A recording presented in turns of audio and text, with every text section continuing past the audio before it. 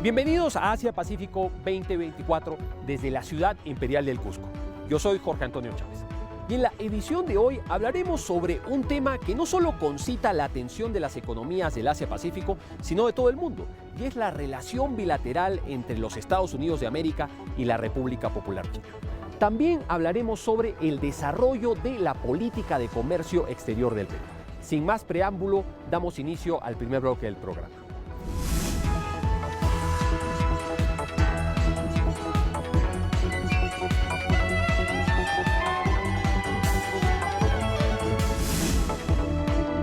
Y jóvenes estudiantes de universidades ubicadas en Lima, Arequipa, Cusco, Trujillo y Pucallpa, que son sedes de las reuniones del Foro APEC, están siendo convocados como voluntarios.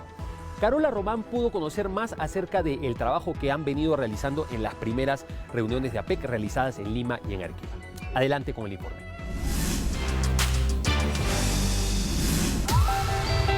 Perú por tercera vez es anfitrión del Foro de Cooperación Económica Asia-Pacífico y la realización de este gran evento conlleva una gran responsabilidad.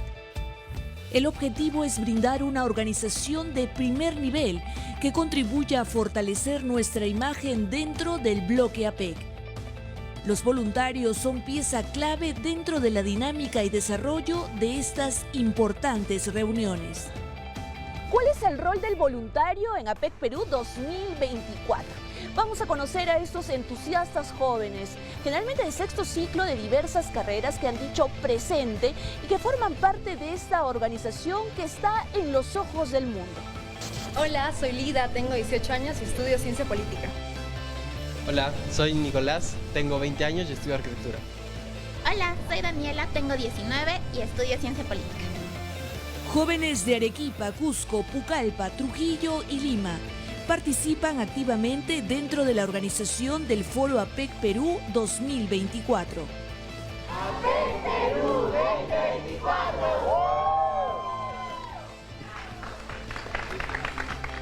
Pia Portugal es la encargada de seleccionar y dirigir a este grupo joven y entusiasta que se convierte en la primera impresión que se llevan los delegados que llegan al foro.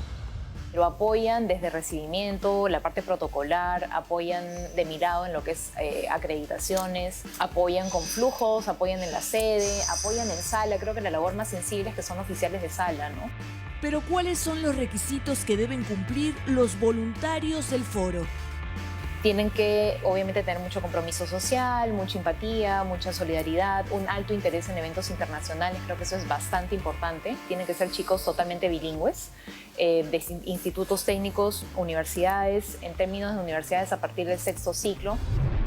Fuimos en busca de los chicos que forman parte del programa de voluntarios de APEC Perú 2024 para que nos cuenten su experiencia. Es una experiencia intercultural con diferentes economías Asia-Pacífico, entonces creo que eso es lo que más me llamó la atención, compartir experiencias y culturas.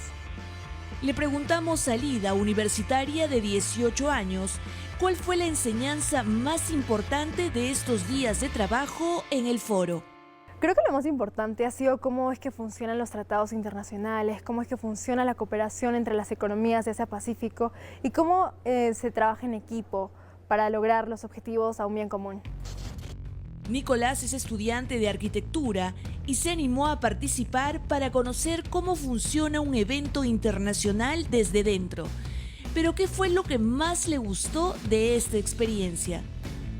Congeniar con diferentes culturas, ¿no? Porque son personas de culturas muy diferentes que vienen acá y de repente nuestro trato aquí en Perú puede ser diferente que, no sé, en Corea. Entonces, unirnos también un poco con esas culturas y entenderlas. Pero el rol de los voluntarios no solo se reduce a orientar. Ellos también son transmisores de aspectos culturales vinculados a nuestro Perú. Así nos lo cuenta Daniela, de 19 años. Vinieron unas delegadas de Taiwán y nos preguntaron acerca de los productos y nos dijeron, ¿qué es esto? What's this? Y levantaron la figurita de la Virgen de Chapi. Entonces, la dueña del negocio me dijo, explícale qué es la Virgen de Chapi, qué es para nosotros. Y ahí yo tuve que contar la historia de la Virgen de Chapi. Daniela, al igual que sus compañeros, están ávidos de resolver esta clase de preguntas. ellas se quedaron escuchando y parece que es algo nuevo para asimilar, para su cultura, entonces se la llevaron. Recordemos que APEC Perú es descentralizado y todavía faltan desarrollarse fechas en las ciudades de Trujillo, Pucallpa y nuevamente en Lima, por lo que las convocatorias siguen vigentes y se realizan a través de las universidades. Bueno, hacemos un poco la convocatoria con las universidades, ellos nos mandan un filtro de los primeros chicos, luego pasa una entrevista que ya es directamente conmigo para medir un poco el trato y obviamente el nivel de inglés. Al final, este entusiasta grupo forma un fuerte vínculo que demuestra la satisfacción por la experiencia vivida. Se forma un vínculo bastante bonito con cada uno de ellos y después cuando de verdad acaba el evento da pena despedirnos, ¿no? Hay una parte muy humana del voluntariado y eso es justamente lo que creo que va a dejar algún tipo de huella. ¿Volverías a ser voluntaria? Claro que sí. ¿Por qué? Porque me gustó bastante, aprendí bastante y creo que fue muy enriquecedor. Les diría que se animen, sí o sí que vengan, porque es una experiencia bastante linda. ¿Y volverías a ser voluntaria? Definitivamente. ¿Dónde me apunto? Los voluntarios se despiden de nosotros en Arequipa y Cusco, pero seguirán diciendo presente durante el desarrollo del foro en este 2024. Ellos son los encargados de demostrar la amabilidad y calidez que caracteriza a los peruanos, huella esencial de nuestra idiosincrasia e identidad, aspecto que traspasa fronteras y que es reconocido por los integrantes del bloque APEC. Somos los voluntarios de APEC 2024.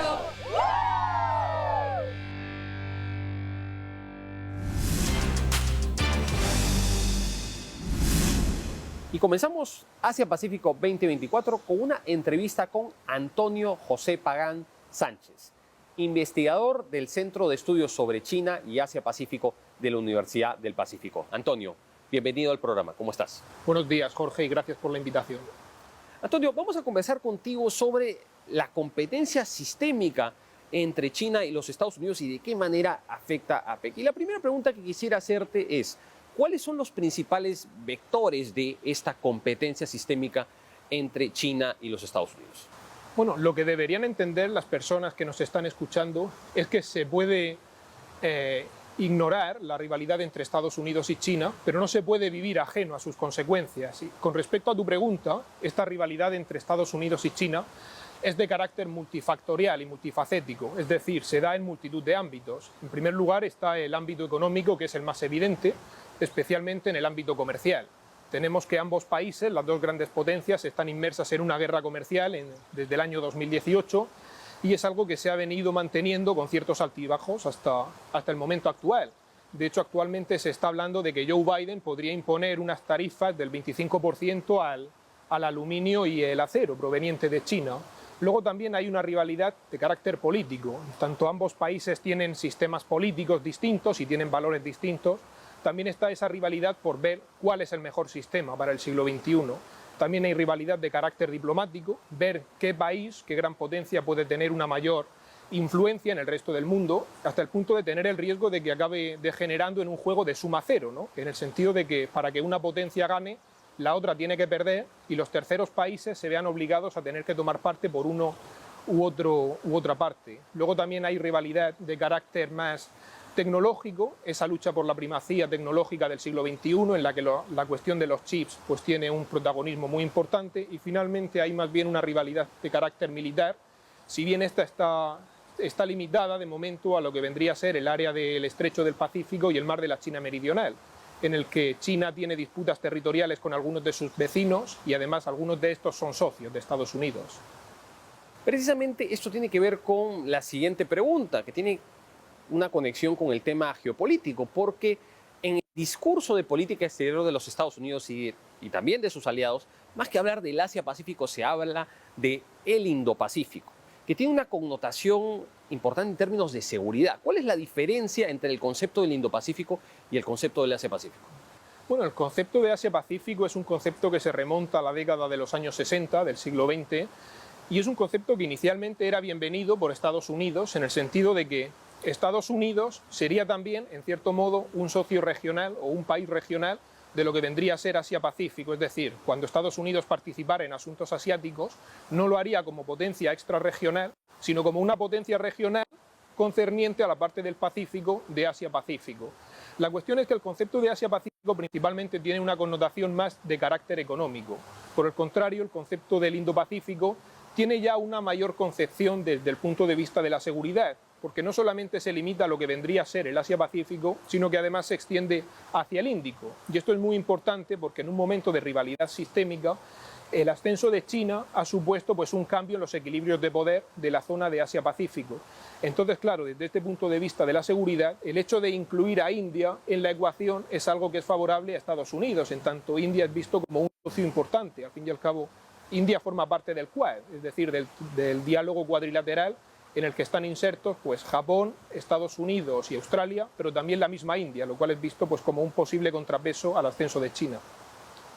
Antonio, a pesar de que hay una dinámica conflictiva, el conflicto prima sobre la cooperación en esta relación entre los Estados Unidos y China, sin embargo ha habido un proceso de institucionalización de la relación. Hemos visto una serie de encuentros de alto nivel, a nivel ministerial e incluso a nivel de los jefes de Estado. El año pasado el presidente Xi y el presidente Biden se reunieron en la cumbre de APEC en San Francisco. ¿Qué factores creen que han facilitado esta institucionalización de la relación, esta interlocución política de alto nivel en un contexto de tanta tensión?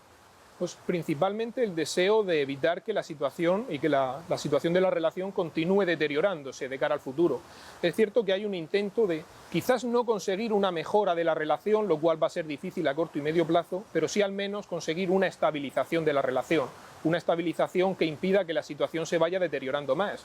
Esto es algo que, por ejemplo, en el mes de abril de este año, sin ir más lejos, se ha ido viendo. Por ejemplo, la secretaria del Tesoro estadounidense Janet Yellen ha visitado China para tener un diálogo comercial, ¿no? Para hacer un poco, pues para hacer ver las preocupaciones de Estados Unidos en materia comercial y el exceso de capacidad económico de China, pero se ve ese intento, ¿no? De mantener un poco los lazos abiertos, bueno, lo que vendría a ser ese contacto y mantener esa un poco estabilización de la relación. Joe Biden y Xi Jinping también han tenido una conversación a comienzos del mes de abril, y Antony Blinken también está viajando a China en este mes de abril a finales, ¿no? Con el objetivo de mantener esa estabilización. El objetivo final o el factor principal sería, como comentaba, ese deseo de evitar que la relación se vaya deteriorando aún más, lo cual podría ser un peligro a nivel sistémico para ambas partes, pero también para el resto del mundo.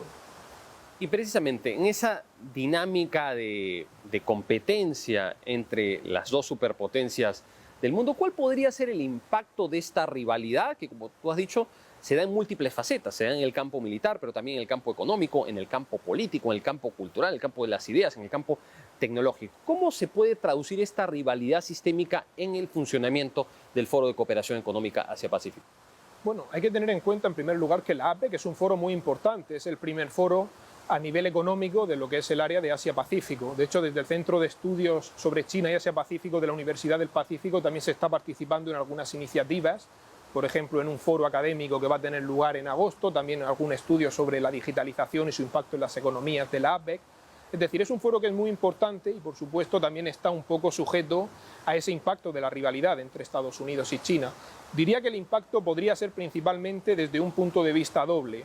En primer lugar, vendría a ser en lo relativo al espíritu de la APEC. El espíritu de la APEC, al fin y al cabo, es fomentar esos lazos económicos, fomentar la cooperación económica a través del comercio, a través del libre mercado, pero esto puede verse vulnerado si las dos grandes potencias están en un momento de inestabilidad sistémica, sus relaciones no pasan por el mejor momento y se puede llegar hasta el extremo, ¿no?, de que, tal y como se vio durante la administración de Donald Trump, que estén en una situación en la que las dos grandes potencias mundiales están intentando boicotearse mutuamente a nivel económico. Es decir, sería un mundo no ya tanto marcado por la globalización, sino más bien por criterios de seguridad y por el proteccionismo, al menos en la relación entre las dos grandes potencias. Y esto es algo que choca con ese espíritu de la APEC, de la cooperación económica en torno al libre comercio. Y luego, en segundo lugar, el desafío iría más bien por los propios países que integran la APEC. Y es que si esta rivalidad entre Estados Unidos y China continúa acentuándose, se corre el riesgo de que esos terceros países, que no son ninguna de estas dos grandes potencias, se tengan que ver obligados a elegir, porque no va a ser ya posible la cooperación con ambas partes. Es decir, una decisión que hace 10 o 15 años hubiera sido tomada de manera normal, hubiera sido vista de manera aséptica, ¿no? Como sin importancia, a día de hoy tendría unas connotaciones completamente distintas. Por ejemplo, podemos tomar el caso de Chile, ese cable submarino Humboldt, que en un comienzo la decisión era implementarlo desde Chile hasta China y que fuera la compañía china Huawei la que llevara a cabo este cable, ¿no? Pero finalmente, debido a las presiones de Estados Unidos, esta decisión fue modificada. Fue Google finalmente quien implementó este proyecto y el trayecto del cable ya no era desde Chile a China, sino desde Chile a Australia. Por tanto, se corre este riesgo, ¿no?, de que los países se tengan que ver obligados a elegir y no puedan tener una relación de cooperación entre las dos grandes potencias. Claro, que se le esfuerce un poco al alineamiento, ¿no? Que esta dinámica de desacoplamiento tenga un impacto sobre la autonomía de las políticas exteriores de las economías de la región, como el caso del Perú. Esto sin duda es algo preocupante, pero ya habiendo visto la perspectiva de qué manera esta competencia sistémica podría afectar la marcha de APEC, viendo el lado constructivo, ¿de qué manera APEC podría contribuir al manejo de esta relación bilateral tan importante entre los Estados Unidos y China? ¿De qué manera podría ayudar a estabilizarla o que hayan al menos vasos comunicantes a alto nivel? Pues principalmente fomentando una vía de comunicación para las dos grandes potencias. Siempre es bueno que las dos partes puedan sentarse, puedan dialogar, puedan expresar sus puntos de vista, es decir, un poco en ese camino hacia la estabilización de lazos entre ambas partes. De hecho, Joe Biden, refiriéndose a la anterior cumbre de la APEC, que tuvo lugar en San Francisco en noviembre del año 2023, afirmó que la reunión que ahí había tenido con Xi Jinping había sido una de las más productivas que habían tenido hasta el momento.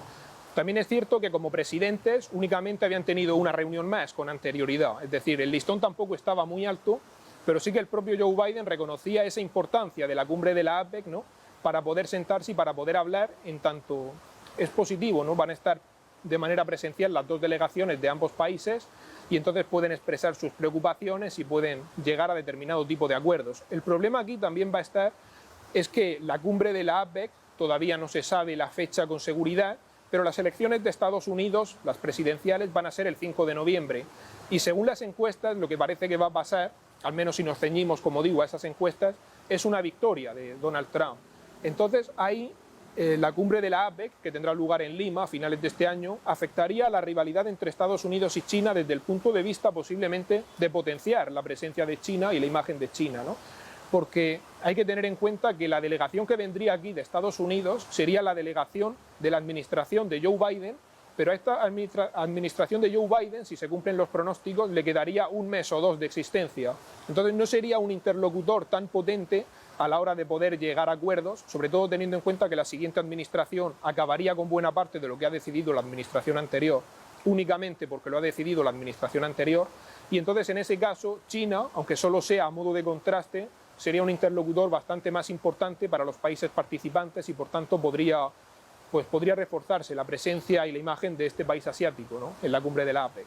Oh, sin duda, ese es un escenario a considerar, el escenario electoral en los Estados Unidos y de qué manera la orientación de la política exterior de los Estados Unidos podría cambiar, porque durante la administración Biden pues, se ha tratado de fortalecer el sistema de alianzas, se ha entendido el sistema de alianzas de los Estados Unidos como una de las fuentes de poder, la acción multilateral, digamos también el liberalismo en materia económica y comercial, aunque había una tendencia también al proteccionismo en materia comercial, pero estas ideas del orden liberal internacional han sido preconizadas por Biden y sabemos que Trump tiene una orientación distinta. Pero de esto vamos a seguir hablando después del corte. Ahora vamos a un corte y volvemos con más en Asia Pacífico 2024. Lo que podría pasar con una nueva administración de Donald Trump, pues podría ser que se agudizara un poco más esa rivalidad, sobre todo desde el punto de vista del ámbito comercial. Es decir, Donald Trump es un businessman, es un hombre de negocios y entonces va a preferir mucho pues enfocar un poco su política desde el punto de vista económico.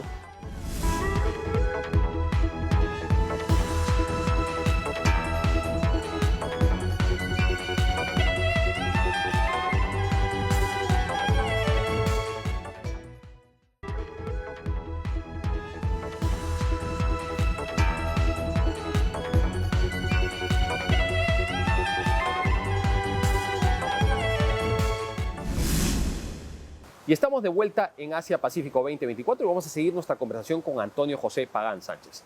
Antonio, quisiera que conversemos sobre los cambios y continuidades que podrían tener lugar ante una eventual victoria de Donald Trump en la presidencia de los Estados Unidos. ¿Qué cambios y continuidades podrían tener lugar de cara a la relación con China? Bueno, desde el punto de vista de la implementación de políticas, realmente tampoco ha habido un cambio tan grande entre lo que vendría a ser la administración de Donald Trump y la administración de Joe Biden. Es decir, la relación con China ha seguido deteriorándose en cierto modo. Ese aumento de aranceles comerciales que implementó Donald Trump también han seguido en ocasiones bajo la administración de Joe Biden, y como comentaba, Joe Biden también está pensando subir algunos nuevos aranceles, ¿no? También teniendo en cuenta que se acercan las elecciones estadounidenses y este tipo de decisiones pueden resultar atractivas de cara al electorado. Lo que podría pasar con una nueva administración de Donald Trump, pues podría ser que se agudizara un poco más esa rivalidad, sobre todo desde el punto de vista del ámbito comercial. Es decir, Donald Trump es un businessman, es un hombre de negocios, y entonces va a preferir mucho pues enfocar un poco su política desde el punto de vista económico. También es verdad que puede suponer un desafío, a pesar de que sea una política un poco más estridente, va a suponer un poco, en cierto modo, un desafío a la propia política estadounidense desde el punto de vista de que Joe Biden sí se ha mostrado dispuesto a cooperar y a trabajar con sus aliados, mientras que Donald Trump no es así. De hecho, Donald Trump pues, no tiene una imagen muy positiva de la OTAN, por así decirlo, incluso en un meeting también de una manera un poco pues mitinera, ¿no? Por así decirlo, pues animó a Rusia a atacar a sus aliados, a sus propios aliados en Europa, si no subían el gasto militar. Entonces hay que tener en cuenta que una de las ventajas que tiene Estados Unidos en su rivalidad sistémica con China es su sistema de alianzas, porque a nivel relativo el poder de Estados Unidos con China se ha reducido en el ámbito económico, político, diplomático, tecnológico y militar, pero no desde el punto de vista de las alianzas. Estados Unidos continúa con ese liderazgo, pero también es importante que continúe decidido a mantener esa relación con sus socios, lo cual también puede darle una mayor influencia internacional. Y con Donald Trump parece que ese no será el caso, o al menos va a ser un desafío importante a la relación con sus aliados. Claro, y China solamente tiene una alianza militar, ¿no? Que es con la República Popular y Democrática de Corea, como se le conoce a Corea del Norte, no tiene más aliados militares. Antonio, en el discurso de la política exterior de los Estados Unidos de cara a su relación con China, se habla de dos conceptos, ¿no?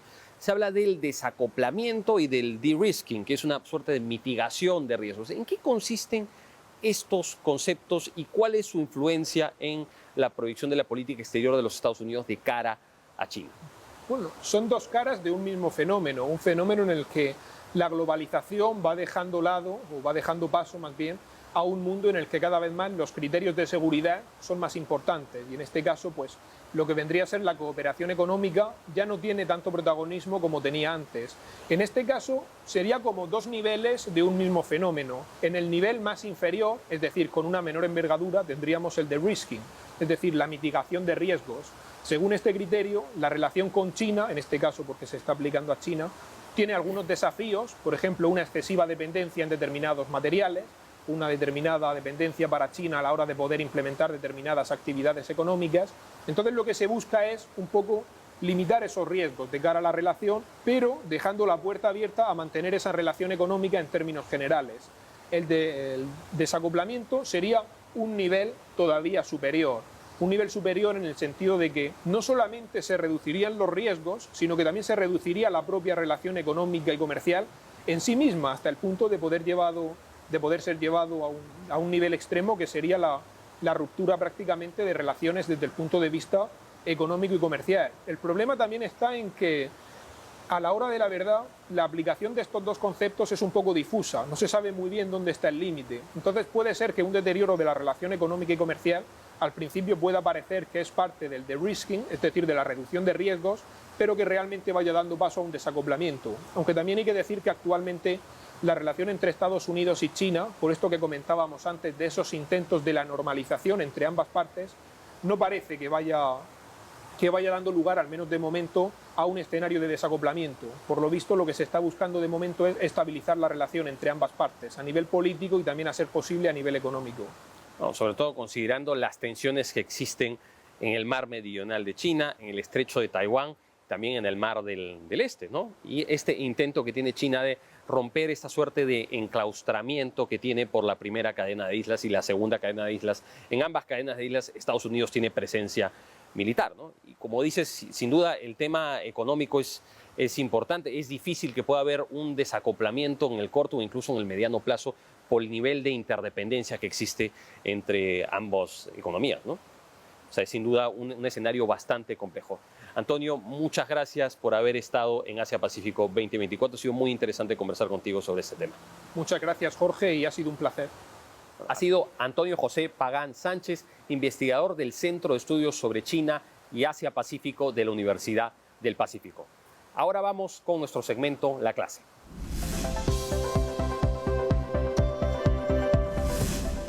Y ahora vamos con nuestro segmento La Clase. Y el día de hoy vamos a hablar sobre el área de libre comercio del Asia-Pacífico. Tenemos que decir que la idea de crear un área de libre comercio del Asia-Pacífico no es tan nueva. Surge en realidad a fines de los años 60, cuando el economista japonés Kiyoshi Kojima habla sobre la importancia de crear un área de libre comercio en el Pacífico que no solamente aglutine a las potencias del este de Asia, sino incluso a Australia, a Nueva Zelanda, a Estados Unidos y a Canadá. Por supuesto, ya a fines de los 60, cuando se crea el PEC, y en los 80, cuando se crea el PEBEC, pues se van materializando una serie de instancias tanto empresariales como académicas que impulsaban este proceso, y ya en 1989 se crea el Foro de Cooperación Económica Asia-Pacífico, que recordemos que en 1994 adopta las conocidas metas de Bogor, que buscaban que en el año 2010 se abran las economías desarrolladas del foro al comercio y a las inversiones, y que en el año 2020 se logre este mismo objetivo para las economías en desarrollo. Por supuesto, tenemos que recordar que en el marco de APEC las decisiones y los acuerdos se adoptan por consenso, pero en principio no son vinculantes. Pero ¿cuándo es que se comienza a hablar de la idea ya de un área de libre comercio del Asia-Pacífico, con todas sus letras? Pues fue en el año 2004, durante la presidencia chilena de APEC, y precisamente en el marco de la presidencia chilena de APEC, el Consejo Consultivo Empresarial de APEC, conocido como ABAC por sus siglas en inglés, que está compuesto por empresarios que dan recomendaciones a los líderes y a las instancias políticas del foro. Ellos desarrollan esta idea de la necesidad de crear un área de libre comercio del Asia-Pacífico. Y esta idea, por supuesto, fue madurando ya en el año 2010 durante la presidencia japonesa del foro. Se hablaba de la importancia de construir esta área de libre comercio del Asia-Pacífico sobre la base de las llamadas piedras angulares, es decir, otros acuerdos comerciales como el TPP que se estaba negociando o el RCEP, del cual también hemos hablado en una edición anterior. Tener la posibilidad de que haya una convergencia entre estos acuerdos, que haya una convergencia también entre la Alianza del Pacífico y la Comunidad Económica de la ASEAN, para poder configurar un área de libre comercio del Asia-Pacífico, armonizar estándares, armonizar reglas de origen y poder facilitar el comercio. Y esta discusión se ha seguido. De hecho, tanto en Beijing como en la cumbre de Lima en el año 2016, se hablaba de la importancia de desarrollar hojas de ruta para la consecución de este objetivo tan importante para el Foro de Cooperación Económica Asia-Pacífico. Y de hecho, esto sigue en la discusión, en las reuniones de Arequipa en las que hemos participado, se ha seguido hablando. Las dudas que quedan es sobre cuál es la forma y sobre si las presiones geopolíticas que han permeado la agenda del foro van a hacer posible que haya una convergencia entre las áreas de libre comercio y acuerdos de libre comercio que ya existen, porque Estados Unidos parece no estar interesado ni en unirse al CPTPP ni al RCEP, y parece complicado que pueda haber una convergencia entre el CPTPP y el RCEP, que en la medida en que el CPTPP tiene estándares técnicos y de comercio bastante más altos. Así que esto sería parte de una discusión política y económica muy compleja, pero el objetivo de poder profundizar la liberalización, la reducción de los aranceles y de las barreras arancelarias sigue siendo un compromiso en el marco del Foro de Cooperación Económica Asia-Pacífico. Espero que les haya parecido interesante conocer más sobre la historia, el desarrollo y la idea del área de libre comercio del Asia-Pacífico. Y ahora vamos a una pausa y volvemos con más.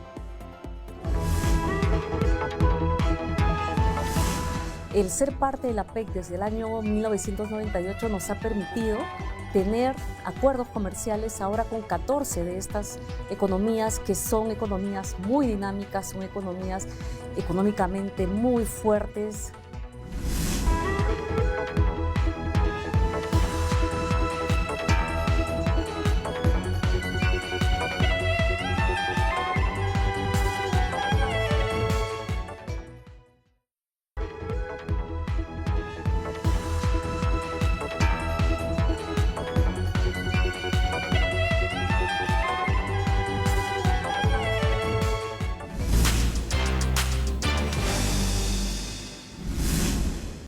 Y estamos de vuelta en Asia Pacífico 2024 y ahora vamos a tener una entrevista con la viceministra de Comercio Exterior, Teresa Mera. Viceministra, bienvenida a Asia Pacífico 2024.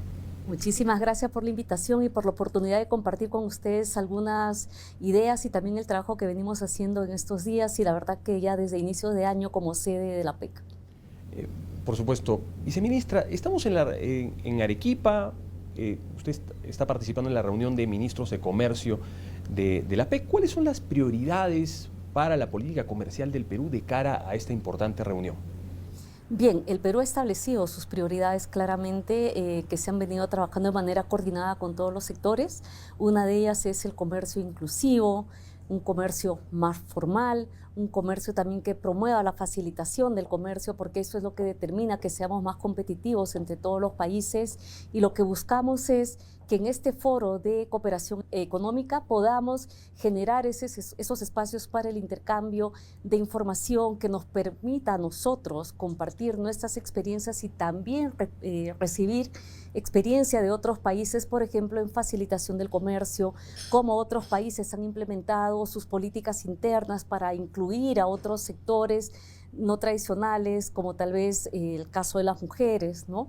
Entre otros aspectos. Entonces, este es el espacio en el cual renovamos ese compromiso y trabajamos a nivel de la reunión ministerial en una declaración que luego es comunicada y que guía el trabajo de los equipos durante todo este tiempo.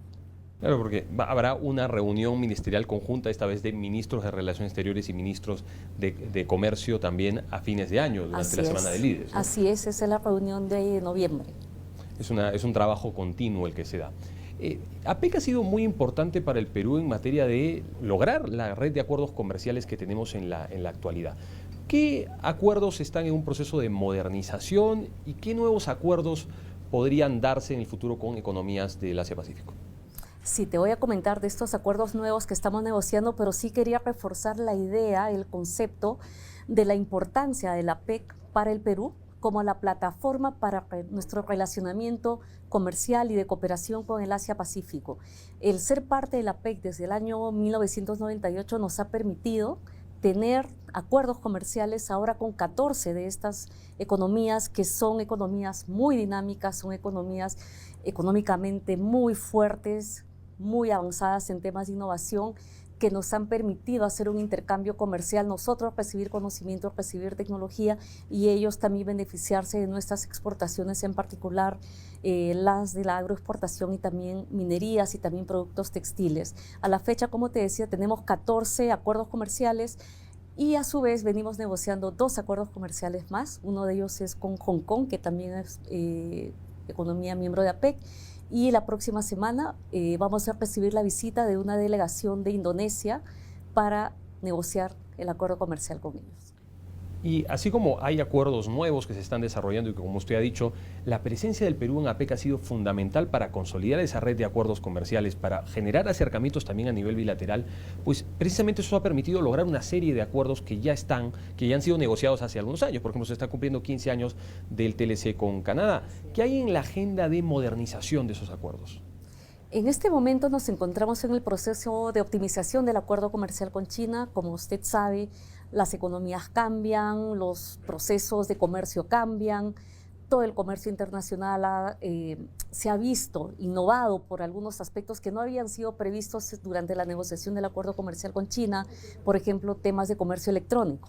¿no? Y fortalecimiento de algunos aspectos vinculados al intercambio de información con las aduanas, renovación de algunos aspectos también vinculados a la propiedad intelectual, entre otros. Entonces, en ese proceso estamos. Luego también en el marco del CPTPP, que es otro acuerdo del cual las economías de la PEC son miembros, bajo el liderazgo de la Secretaría de Canadá se va a hacer un proceso de revisión de posibles mejoras de este acuerdo comercial. Y precisamente, viceministra, hablando sobre los acuerdos comerciales, ¿cómo conversan los acuerdos bilaterales con los acuerdos plurilaterales como el CPTPP? ¿Por qué ha sido importante para el Perú, por ejemplo, ser parte de la negociación del CPTPP cuando ya la mayoría de miembros del CPTPP, con ellos ya se tenían acuerdos bilaterales? ¿Por qué esto ha sido importante? Eso es correcto. Ya teníamos acuerdo con la mayoría de economías que estaban negociando en ese momento el CPTPP, bueno, en ese entonces el TPP. Sin embargo, habían países como Australia, Nueva Zelanda, en ese momento Vietnam, ¿no? Vietnam, Brunei, con los cuales no teníamos acuerdos comerciales y era interesante seguir explorando esos mercados. Decidimos entrar a ese proceso de negociación porque además se convertía en el proceso de negociación más avanzado y ambicioso de los últimos años, y la verdad fue magnífico el tener la oportunidad de poder ser parte de ese gran club de países que formaban parte de este proceso. ¿Cuál era la ventaja? Además del hecho de poder tener como socios a nuevas economías de APEC, esto nos permite dotar de mayores herramientas a nuestros exportadores. ¿Por qué? Porque se negocian muchas veces otras condiciones. Esto nos ha permitido, por ejemplo, renegociar mejores condiciones para el acceso de algunos productos con Japón, con Canadá, con quienes ya teníamos acuerdos negociados previamente, ¿no? Entonces, acá las herramientas son, señor exportador, tienes estas dos opciones, tienes el acuerdo bilateral y acá tienes el acuerdo CPTPP. ¿Cuál es el que más te conviene, el que más beneficios te da? Ese es el que debes usar. Además que el formar parte de un acuerdo integrado con tantos miembros nos permite también entrar a una dinámica de cadenas globales de valor, porque nos permite acumular entre insumos de diferentes economías, y esa norma de origen es válida para gozar de las preferencias arancelarias que el acuerdo comercial establece. Bueno, sin duda esto tiene muchas ventajas. O sea, hablamos de una modernización, una actualización de estándares de conformidad, de reglas de origen, una armonización que reduce los costos de transacción.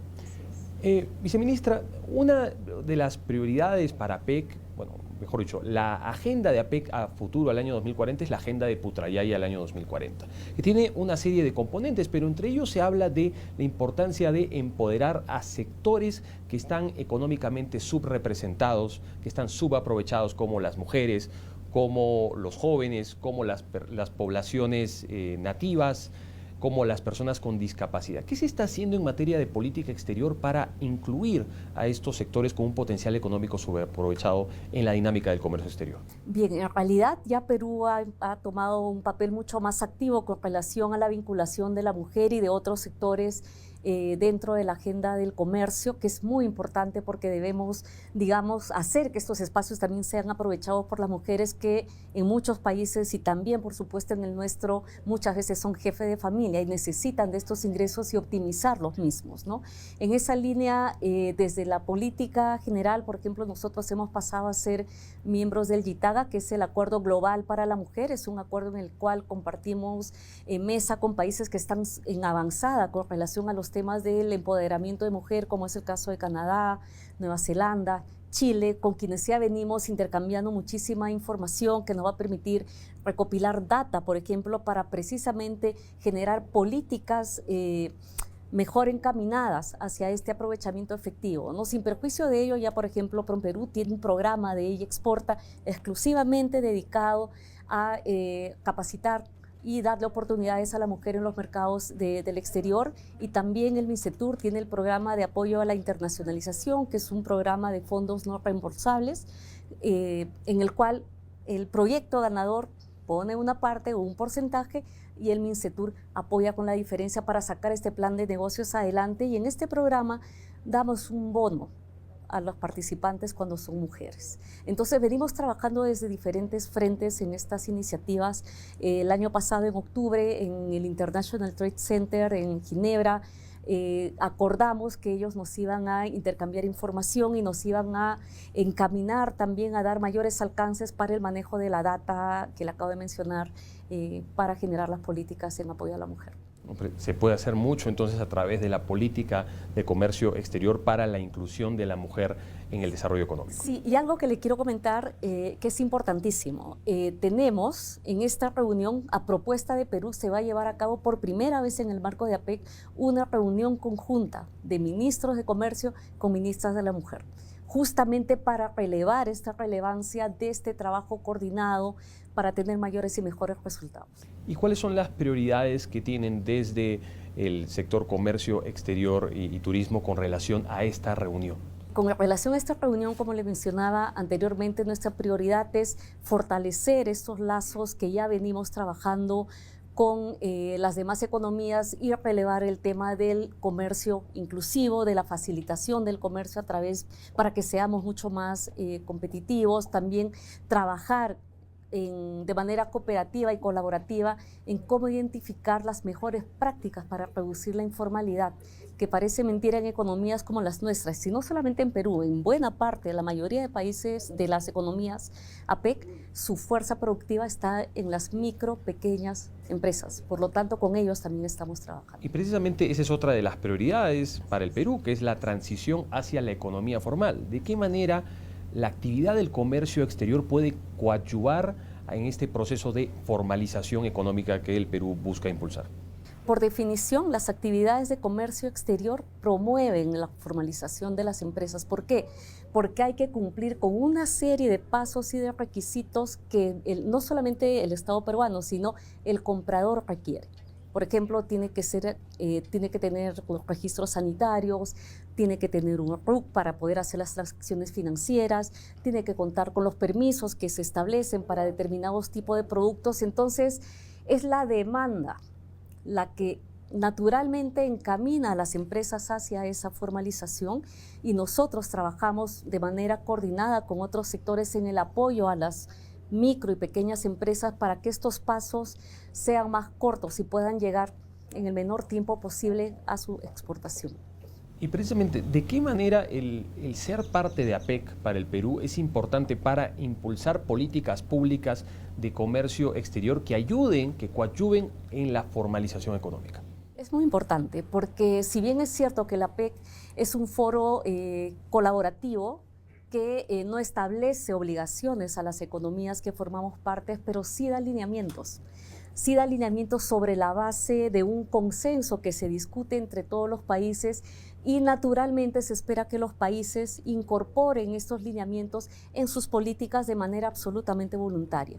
Es una dinámica que tal vez es un poco más amigable, tal vez que en otros foros, y lo interesante es que estos lineamientos se generan sobre la base de experiencias y de necesidades que las economías presentan sobre mesa. Entonces, siendo consensuadas, es mucho más fácil que este proceso de incorporación en el desarrollo de las políticas internas se dé naturalmente. No, y precisamente, bueno, una de las prioridades de la política exterior del Perú tiene que ver con el ingreso a la OCDE, y el hecho de ser parte de APEC ayuda a que las políticas públicas que han sido implementadas por economías desarrolladas y economías también en desarrollo que tienen experiencias importantes, pues puedan ser trasladadas a las otras economías del foro, y en el caso del Perú, pues eso podría apoyar incluso nuestro proceso de adhesión a la OCDE en el futuro, ¿no?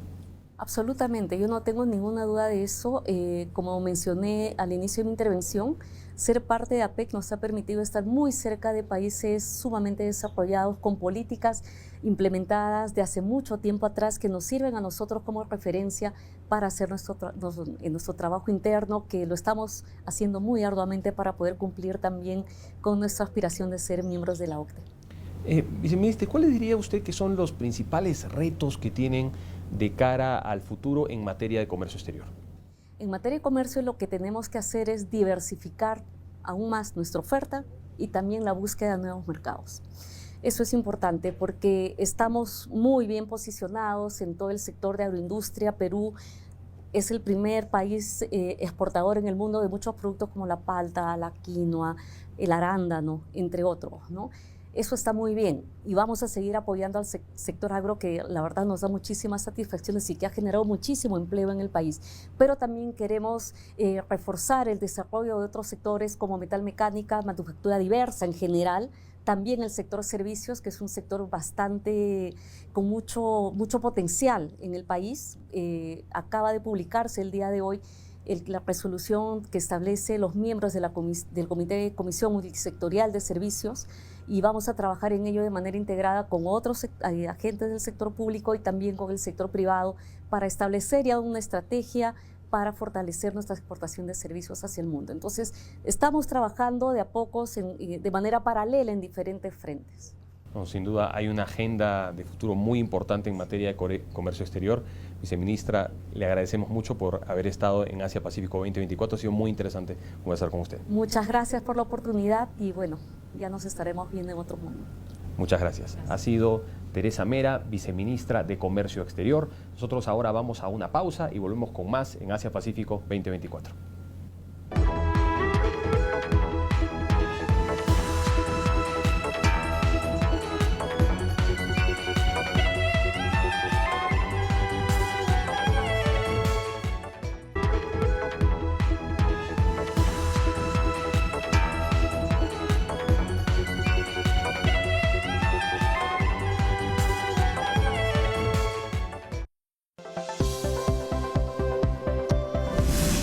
Estamos de vuelta en Asia Pacífico 2024 y ahora vamos con nuestro segmento Conociendo a las Economías.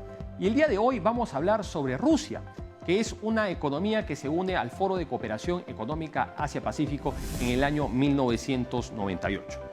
Rusia, que es heredera de la Unión Soviética, y antes de que existiera la Unión Soviética, pues existía el Imperio Ruso, que comienza con Moscovia, que luego se convierte en el Imperio Ruso y que es una potencia del Pacífico, aunque la asociemos más con Europa. De hecho, la ciudad más importante de Rusia en el Pacífico, en el lejano este, se llama Vladivostok, que fue anteriormente una ciudad china llamada Haishenwai, que le fue arrebatada a China y en la que vivía fundamentalmente una población de coreanos étnicos.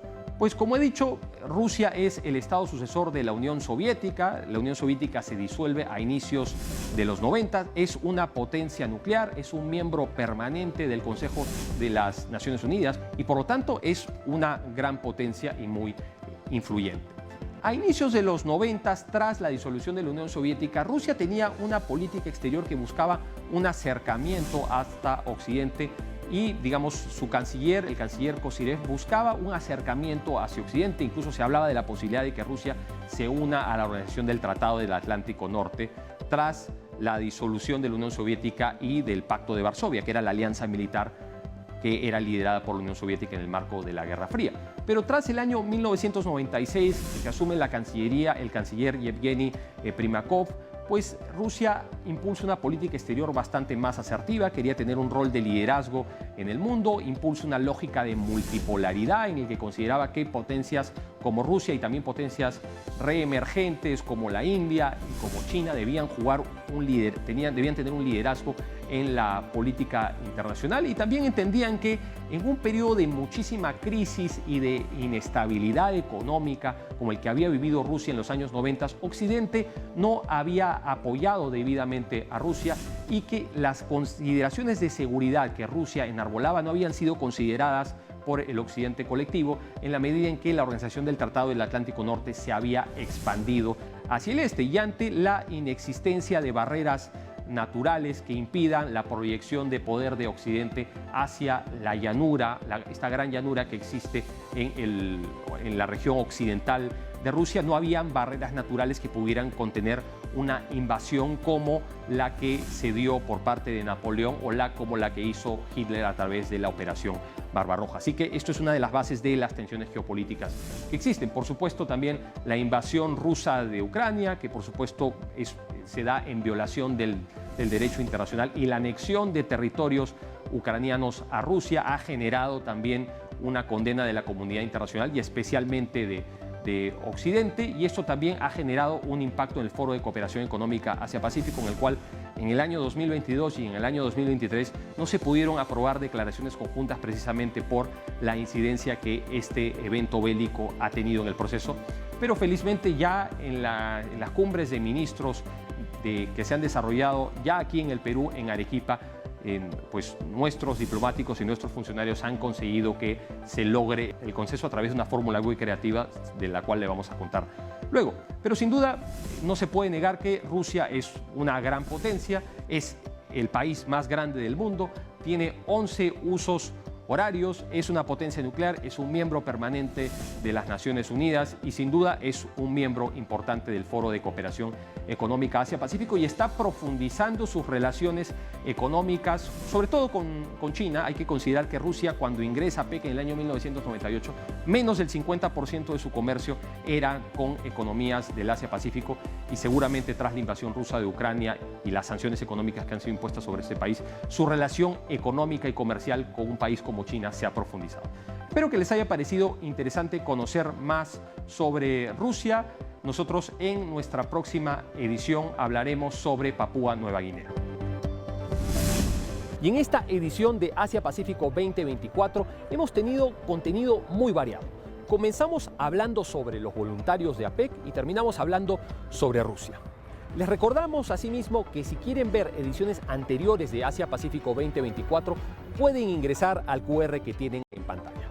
Ahora nos despedimos desde el Coricancha en el Cusco y los esperamos la próxima semana con más de Asia Pacífico 2024.